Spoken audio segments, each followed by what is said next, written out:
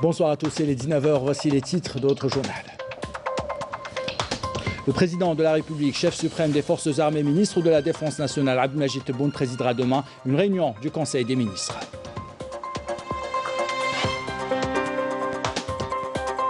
Le ministre de l'Intérieur, Kamel Beljoud, a salué aujourd'hui le rôle vital et fonctionnel de la femme dans les rangs de la protection civile. C'était à l'occasion de la célébration de la Journée mondiale des droits des femmes. Nous l'écouterons dans un instant.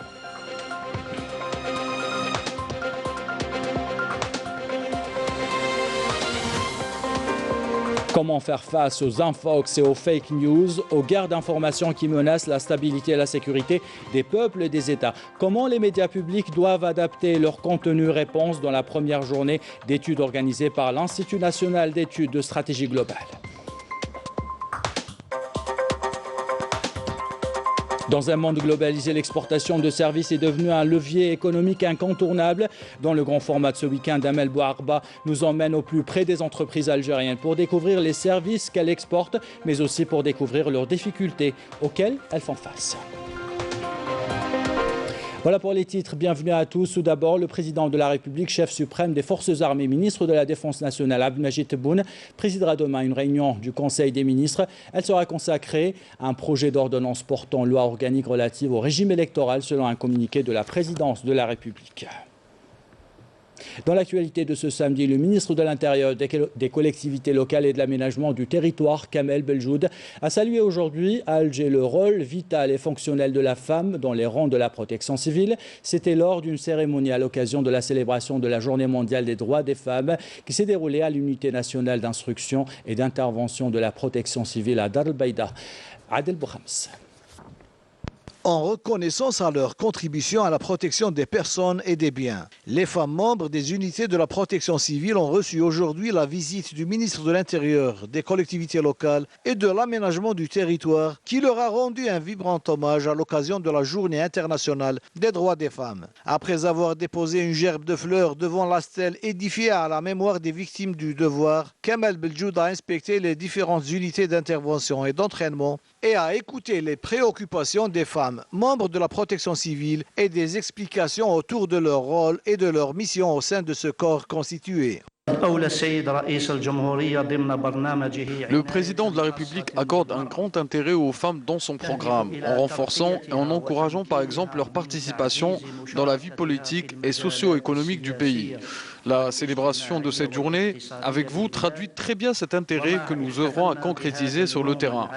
Le personnel et les cadres relevant du secteur de la protection civile ont fait montre d'un grand professionnalisme, en occupant les premiers rangs dans la lutte contre cette pandémie aux côtés des autres corps, sécuritaires, médicaux et des institutions de l'armée nationale populaire, en ne lésinant sur aucun effort dans l'accompagnement des personnes atteintes de ce virus et en sensibilisant les citoyens.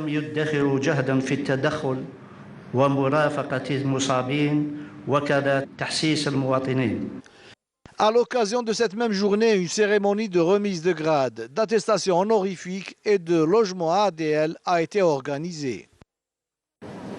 En tant que médecin, je n'ai accompli que mon devoir envers le pays et envers le peuple et une contribution de ma part à la sauvegarde de notre patrie. Grâce à la volonté et aux moyens mis à notre disposition, nous avons bénéficié de ces encouragements qui vont nous pousser à aller de l'avant et à continuer à faire face aux différents risques.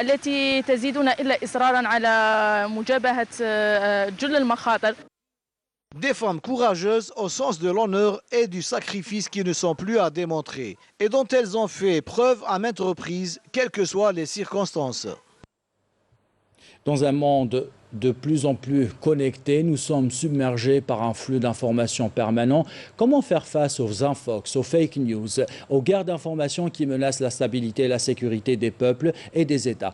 Comment les médias publics doivent adapter leur contenu pour se positionner comme une source d'information crédible et incontournable? Autant de problématiques abordées ce matin dans la première journée d'études organisée par l'Institut national d'études de stratégie globale. Amel Bouarba était sur place. C'est une nouvelle forme de guerre qui repose sur des moyens insidieux visant à déstabiliser les États et les peuples.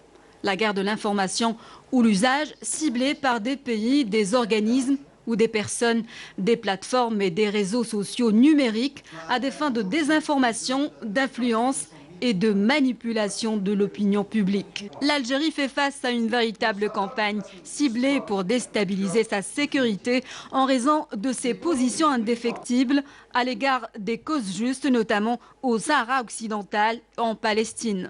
Les positions de l'Algérie gênent plusieurs. Ceux qui cherchent l'hégémonie, ceux qui cherchent à dominer le monde, et notre région spécialement, trouvent que l'Algérie les gêne. Ils essayent de faire pression sur nous. Le degré de conscience du citoyen qui constitue la défense essentielle et stratégique de la chose. Je parle d'organismes américains qui sont spécialisés dans l'exportation de la démocratie.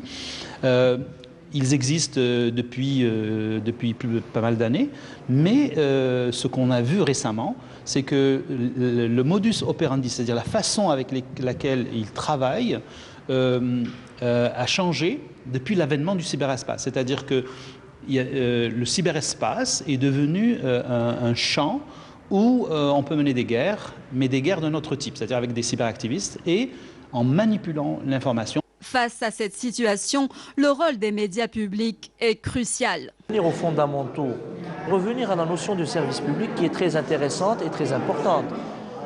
Il faut que les médias publics s'approprient cette notion. Et à travers les médias publics, ce sont les journalistes eux-mêmes qui doivent s'approprier cette notion. Ils sont au service de la collectivité et non pas au service d'intérêts, de personnes, de clans, de groupes, etc. De un. De deux, il faudrait peut-être revenir à une question fondamentale, c'est rétablir la confiance entre le peuple et ses médias publics. Comment elle se rétablit? C'est lorsque ces médias se pensent autrement, se pensent à l'aune de 2021 et non plus comme c'était stipulé dans le cahier de charge de 1991. On fait des échanges pour construire ensemble, bien sûr confirmer une stratégie et surtout mettre en place une feuille de route de façon à prendre en charge tout le problème. L'Algérie est donc appelée à mettre en place une stratégie de riposte globale de défense impliquant l'ensemble des acteurs pour lutter contre cette guerre cybernétique et son impact sur la sécurité nationale. Et ce programme se poursuivra demain avec des thématiques aussi importantes comme les enjeux de la communication institutionnelle et la gestion de crise. L'appel de la nation à un rassemblement du mouvement associatif et des acteurs de la société civile a été lancé aujourd'hui à Alger. Objectif, arrêter une feuille de route pour construire un avenir sur des bases solides. Nazih Baramdan, conseiller du président de la République chargé du mouvement associatif et de la communauté algérienne établie à l'étranger, était présent. Il a appelé les participants à enrichir un nouveau projet ou le nouveau projet sur les associations. Couverture de Walid Zerrour, commentaire signé Abdelmajid Benrassi. Le dialogue et la concertation étaient au rendez-vous parmi les forces juvéniles venues faire des propositions et planter les nouvelles perspectives de la construction de l'Algérie de demain et apporter le changement tant espéré. Il y a plusieurs défis à relever à l'échelle nationale, des défis économiques, sécuritaires et sociaux, et auxquels nous devons participer. Et c'est avec la stabilité économique qu'on peut garantir la stabilité sociale du pays.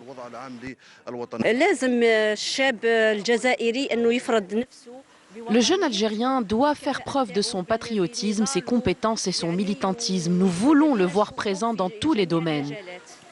Nous avons jugé utile de participer et répondre à l'appel de la patrie, surtout avec tous les défis qui attendent le pays.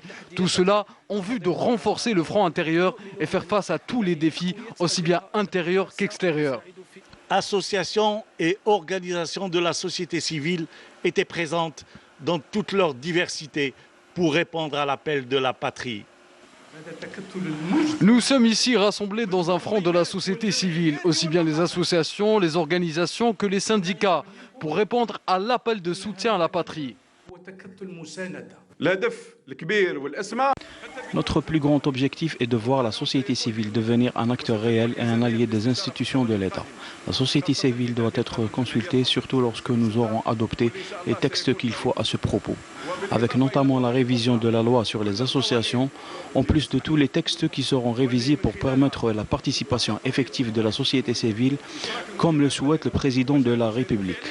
Tout le monde a répondu présent à la rencontre d'aujourd'hui pour pouvoir arrêter une feuille de route pour la construction de l'Algérie par ses propres enfants. Et dans un monde de plus en plus globalisé, l'exportation de services est devenue un levier économique incontournable.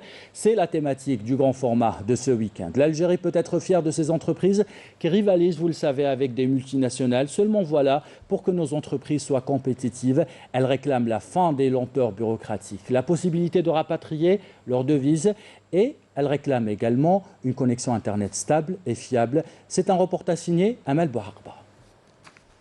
C'est indéniablement l'un des secteurs les plus puissants qui façonne l'économie mondiale, l'industrie du numérique. Et dans ce domaine, les start-up algériennes ont un incroyable talent et elles l'ont prouvé à maintes reprises en développant des logiciels et autres solutions informatiques. Cette entreprise innovante en est un exemple édifiant. Nous avons exporté plusieurs solutions, notamment en France. Cette solution que vous voyez, c'est du machine learning que nous avons exporté donc en France pour la Fédération de football française, que nous avons proposé à notre fédération algérienne, malheureusement qui n'a pas eu grand écho. Nous avons aussi d'autres solutions que nous avons exportées en contribuant à mettre en œuvre cette solution qui consiste donc à la semelle connectée que nous avons aussi exportée en Europe et qui permet donc d'avoir en temps réel vos pas et éventuellement avoir le taux de votre glycémie ou prévenir carrément un ADT ou un AVC.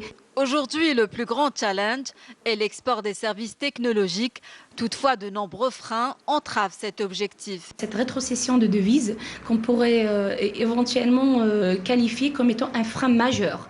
Donc cela doit impérativement être plutôt facilitateur au lieu que ça soit un frein. Un opérateur qui exporte doit être reconnu et doit être accompagné de façon à pouvoir bénéficier de ses propres recettes et de ses propres dividendes. Donc pour inciter les gens, clairement, il faut les considérer à mieux travailler dans leur pays pour pouvoir donner le meilleur d'eux-mêmes. Les directives du pouvoir public sont très claires. Le président de la République a instruit l'ensemble de son gouvernement de pouvoir travailler en parfaite synergie entre le secteur privé et public. Il n'y a pas de secteur privé, il n'y a pas de secteur public. Il y a une économie qui réussit. Un système bancaire dépassé, mais aussi un mode fiscal et parafiscal des plus lourds en Afrique. Nous rencontrons des énormes problèmes avec les institutions publiques telles que les banques et les impôts, des problèmes bureaucratiques. Autre frein majeur, c'est la fiabilité de la connexion Internet. C'est un point crucial si on veut que nos entreprises soient performantes. La stabilité de la connexion, un haut débit à des coûts qui doivent être assez faibles pour pouvoir être concurrentiels et comparé à la région Maghreb, quand on voit nos voisins, les entreprises ont des difficultés, notamment sur ce point-là. Sur la plateforme, l'ensemble, on est à 80 entreprises, mais nous sommes sur une vingtaine d'entreprises qui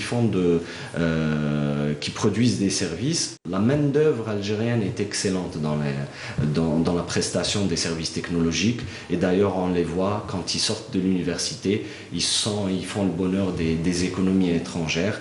Un des challenges pour nous, c'est de les maintenir ici, de leur permettre d'être utiles pour le pays et d'exporter leur savoir-faire et non pas de les exporter eux-mêmes. Pour le groupement algérien des acteurs du numérique, le développement de l'export des services est un défi crucial. Nous avons eu 2 échos positifs. Le premier écho, c'est celui du ministre du Commerce qui va mettre en place un code CNRC par rapport à l'activité d'exportation de services. Et le deuxième écho, c'est la dernière réunion que nous avons eue avec le ministre des Startups et le gouverneur de la Banque d'Algérie. Nous avons proposé le fait que l'exportation soit rémunérée à 100% en devises et c'est quelque chose qui a été accordé. du moins pendant la réunion. Les startups vont avoir un système de compte bancaire spécial qui va leur permettre de payer leurs charges en euros. En même temps, leur compte va leur permettre aussi de rapatrier les devises de façon aussi simple. L'objectif de l'Algérie est de réaliser 5 milliards de dollars de revenus hors hydrocarbures en 2021. Un objectif réalisable à condition de concrétiser rapidement toutes ces réformes économiques. Et à condition aussi de considérer les start-up et le génie algérien comme des leviers de l'économie nationale. Après 6 mois d'incubation, 12 entre porteurs de projets et start-up ont présenté leurs projets lors de la cérémonie de clôture de la première promotion d'entrepreneurs. Les investisseurs potentiels et le ministre délégué chargé de l'économie de la connaissance et des start-up Yassine Mahdi Walid étaient présents. Couverture signée Sami Benchir. Première promotion de start-up accompagnée dans le cadre d'un programme d'incubation privé. Ces start-up se spécialisent dans l'entrepreneuriat social. Rania Mziane, 24 ans, et jeune diplômée en économie et gestion des entreprises et porteuse du projet Veritis. Tu n'es pas seule sur ce projet. Exactement. Donc ce projet-là, ces tote bags seront confectionnés par des femmes au foyer algériennes. Il y a des illustrations sur ces tote bags. Oui, donc en fait Veritis a 3 impacts. L'impact social, l'impact qui est justement de faire travailler ces femmes algériennes et aussi l'impact environnemental. Cet entrepreneuriat social, il recherche la création d'emplois et porte haut les causes de cette jeunesse soucieuse de l'avenir de l'Algérie et de son environnement. Mobrouk Ahmed Rami, j'ai 25 ans, je suis de Blida et je suis le fondateur de Nolocycli, la première plateforme en ligne qui regroupe les différents acteurs de la chaîne de consommation et surtout du recyclage et qui surtout incite le consommateur à faire du tri à la source. Un sens aigu de la responsabilité et une vigilance de tous les instants à toute opportunité de financement pour leurs projets d'innovation. Responsables, certes, mais surtout sincèrement enthousiastes autour de l'aventure entrepreneuriale. Bilal Madvi, j'ai fait master en management de projet. D'où est venue cette idée? En fait, au début du coronavirus, j'ai été en congé. Donc j'ai réfléchi et je me suis dit il fallait que je fasse un truc. Comme je suis passionné par l'anglais, et j'aime parler avec mes amis en anglais, donc l'idée est venue comme ça. On était tous à la maison, donc il fallait faire quelque chose. Pour le ministre délégué chargé des startups Mahdi Yassine Walid, le choix de l'entrepreneuriat est un choix nécessaire. C'est une initiative qui est inédite et qui vise à promouvoir l'entrepreneuriat social qui, je le rappelle, vise à créer des entreprises dont le but n'est pas simplement de générer du profit, mais aussi d'être plus respectueux de l'environnement et plus respectueux de l'intérêt général. Avec les labels attribués aux startups et aux incubateurs et toutes les réformes en cours engagées par l'État, l'Algérie ambitionne de faire des startups un véritable levier pour son économie. Et comme chaque samedi, on vous donne la parole, vous qui nous regardez à l'étranger. Ce soir, nous allons prendre la direction de Paris. Farid Zerzour, metteur en scène original, et il est dans le théâtre Kalem de Colombes. Il va nous plonger dans la pièce théâtrale qu'il a animée même pendant la période de confinement. Regardez. L'année 2020 fut une année très compliquée. Il a fallu très rapidement adapter nos spectacles. Après le 16 mars, à la compagnie, on a adapté la totalité de nos propositions artistiques. Nous, on avait un spectacle Simba de naissance d'un héros que nous avons totalement modifié, que nous avons adapté, un spectacle que nous jouions en salle, que nous avons adapté en théâtre de rue, qui est devenu Simba de balcon et fenêtre, avec de la calligraphie dans l'espace public, à la craie, au sol, des comédiens qui jouaient au sol pour être vus d'un immeuble. Il a fallu s'adapter toujours. Notre festival de théâtre, la banlieue heureuse, qui est d'habitude un festival qui réunit plus de 1500 personnes, a été un festival qui s'est déroulé dans l'espace public, mais qui était visible par les habitants depuis leurs fenêtres. Voilà. Et donc voilà, la question de s'adapter, d'avoir toujours un coup d'avance sur le Covid était fondamentale pour nous. Il fallait se réinventer en tant qu'artiste. Il y a eu des déambulations de Noël, des événements dans l'espace public. En 2020, 2021, nous ne cédons pas non plus à la fatalité. Nous créons de nouveaux spectacles. Hein. On part avec une nouvelle proposition, Les Fourberies de Scapin de Molière. Et voilà, il faut toujours rester positif et avoir un coup d'avance sur le Covid. Ne cédons pas à la fatalité. J'en profite pour saluer tous les artistes en Algérie. Et on salue tous nos artistes établis à l'étranger. On revient en Algérie pour faire le point sur la situation sanitaire en Algérie. 156 nouveaux cas confirmés de coronavirus, 122 guérisons et 3 décès ont été enregistrés ces dernières 24 heures selon le porte-parole du comité scientifique de suivi de la pandémie de coronavirus.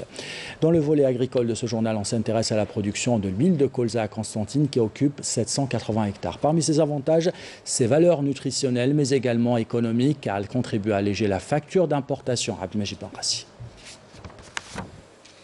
Réduire la facture des importations des huiles alimentaires et de tourteaux qui dépasse largement le 1,3 milliard de dollars annuellement en diversifiant la production agricole à travers l'introduction de nouvelles filières telles que le colza. Un défi que Haroun Mohamed, un expert en la matière, tente de relever à Constantine. عندها ميزات اقتصادية وميزات فلاحية. ميزات اقتصادية يعني هي كاين مدخول جديد للفلاح. Le colza présente plusieurs avantages du point de vue agricole ou économique. Il s'agit d'une nouvelle ressource pour l'agriculteur et elle entre dans la production de l'huile d'une très bonne qualité. Et on peut en extraire les tourteaux de colza utilisés comme aliment de bétail. Le colza peut donner une surproduction allant de 9 à 14 quintaux par hectare. Ces restes sont très enrichissants pour le sol. يزيدوا في الماتير اورغانيك ويمدوا دي زيليمون للارض. هو القطار سما ينحي نقولوا او موين 25 كانتو، نقولوا او موين. في لي 25 كانتو هذوك كاين 40% تخرج الزيت كينعصروه 40% زيت و60% تورتو. Des vertus certaines qui ont poussé le ministère de l'Agriculture à généraliser cette culture à travers plusieurs wilayats du pays, notamment à l'est, mais aussi à l'ouest. تطبيقا لخارطة الطريق المسطرة من طرف وزارة الفلاحة والتنمية الريفية أين خصصت في ولاية قسنطينة En application de la feuille de route du ministère de l'Agriculture, notre wilaya a consacré plus de 790 hectares à cette culture. 690 hectares sont consacrés pour la production de l'huile et le reste pour la production des semences. Le colza est aujourd'hui la 3e source de production de l'huile végétale à l'échelle mondiale, ce qui a poussé plusieurs fermes pilotes à opter pour cette culture à l'échelle nationale en portant la surface totale dédiée au colza à 3500 hectares. Et on voici maintenant une autre huile moins connue mais aux avantages multiples, l'huile de figue de Barbarie. Elle est extraite à Skikda par un collectif de femmes appelé Green Lady. C'est la première association qui produit cette huile à partir des pépins de figuier de Barbarie. Le programme est soutenu par les pouvoirs publics mais également par le PNUD Adel Brahms. De l'huile naturelle et des produits cosmétiques à base de figues de Barbarie. Un défi relevé par les femmes rurales à Guerbès dans la wilaya de Skikda. Des femmes qui ont trouvé en l'association Green Lady l'espace idéal pour leur épanouissement. Les femmes rurales de Guerbès ont démontré qu'elles sont capables d'être à la hauteur quand elles sont bien prises en charge. Cette association n'est pas destinée uniquement aux jeunes, elle est dédiée également à la femme rurale. Nos ambitions n'ont pas de limite, nous espérons pouvoir exporter nos produits. Notre région est très riche en figues de Barbarie, c'est pour cela que notre association s'est lancée dans la transformation de ce fruit. L'accompagnement et la formation assurée à ces femmes a donné naissance à la première association de transformation de la figue de Barbarie à l'échelle nationale. En application de la feuille de route des pouvoirs publics et des recommandations du programme des Nations Unies du développement durable, afin de développer les conditions de la femme rurale, nous parachevons la formation consacrée à la région de Guerbès, à Skikda, qui compte plus de 2000 femmes affiliées. وصلنا تقريبا قريب 2000 مرأة ريفية. تعتبر هذه المبادرة Il s'agit là d'une des solutions durables qui peuvent générer des postes d'emploi, et cela en exploitant rationnellement les potentialités naturelles de la région en collaboration avec la femme rurale. La wilaya de Skikda a bénéficié au titre du programme des Nations Unies PNUD de 6 machines d'extraction et de transformation des produits agricoles et des huiles, en particulier les figues de Barbarie. Dans le dossier sahraoui, depuis sa résidence surveillée dans la ville occupée de Boujdour, Sultana Khaya a fait savoir que des personnes cagoulées des forces d'occupation marocaines ont attaqué son domicile en lui jetant une substance dangereuse. Pour la militante sahraoui Sultana Khaya, la répression systématique dans les villes sahraouies occupées est une honte pour toute l'humanité. L'activité culturelle reprend doucement chez nous et se dote de nouvelles infrastructures culturelles, souvent privées. À Oran, une salle de cinéma et un théâtre ont été inaugurés. L'État va les accompagner, c'est ce qu'a déclaré la ministre de la Culture sur place, Malika Bendouda. Commentaire signé Raf Hamouch. Le secteur de la culture à Oran se dote de nouvelles infrastructures culturelles, à savoir un nouveau complexe de cinéma et un nouveau théâtre privé qui porte le nom de la fourmi. Des projets que Malika Bendouda, ministre de la Culture et des Arts, a inauguré lors de sa visite de travail dans la wilaya, estimant que le temps est venu pour ouvrir le partenariat entre le ministère et les investisseurs privés, ce qui constitue un tournant au niveau économique et culturel. La wilaya d'Oran avait besoin de ce genre d'établissement culturel. Nous souhaitons que les opérateurs économiques investissent davantage dans le secteur culturel. Nous avons un réseau culturel riche, doté de compétences et d'une solide expérience qui bénéficie de l'accompagnement du ministère de la Culture. Aujourd'hui, comme vous l'avez vu, le secteur culturel est renforcé par des investissements algériens et cela est de bon augure pour la suite. L'occasion notamment pour la ministre de la Culture et des Arts de procéder à une visite de plusieurs sites du patrimoine culturel de la wilaya d'Oran et d'écouter les préoccupations des associations culturelles locales. Notre revendication était d'avoir une école nationale pour la réhabilitation et la restauration du vieux bâti, puisque cela reste le seul moyen de sauver le patrimoine culturel algérien. Malika Bendouda a assuré que les associations culturelles restent un partenaire majeur pour la promotion de la culture en Algérie. Et toujours dans le volet culturel, on vous invite à découvrir le concours de dessin organisé par la Fondation culturelle Rabah et Ahmed Salah. 50 enfants ont envahi leurs œuvres. Les lauréats ont été primés cet après-midi. Couverture signée Rima Amari. Quoi de mieux que de développer sa fibre artistique pour exploiter de façon positive cette période de confinement. C'est le défi lancé aux enfants par la Fondation culturelle Rabah et Ahmed Asla à travers un concours national de dessin. Parmi les 50 enfants qui ont participé, 10 ont été primés.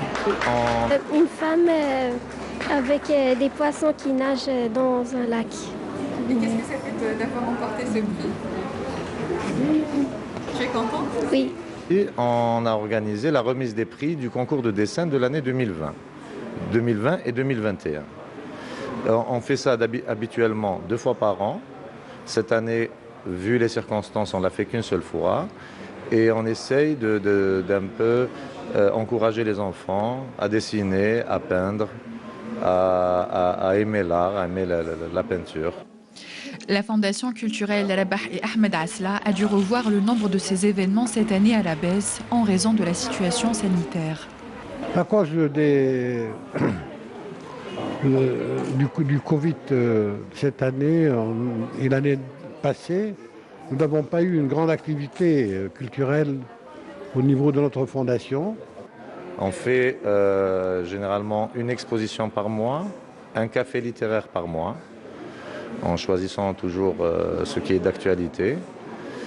On organise aussi un concours de peinture pour adultes, pour professionnels et même amateurs, donc une fois à l'an aussi. Et on a fait aussi des séances de ciné-club, en passant certains courts-métrages, parfois des documentaires.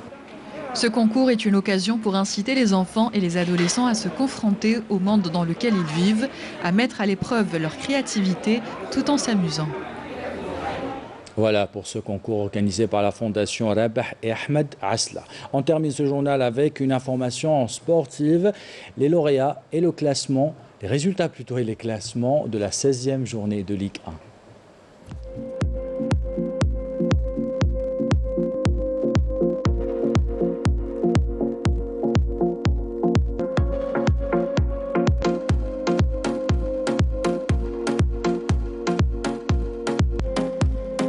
Ainsi va l'actualité, c'est la fin de ce journal. L'équipe de la rédaction qui l'a préparé, l'équipe technique qui l'a réalisé, vous remercie de l'avoir suivi.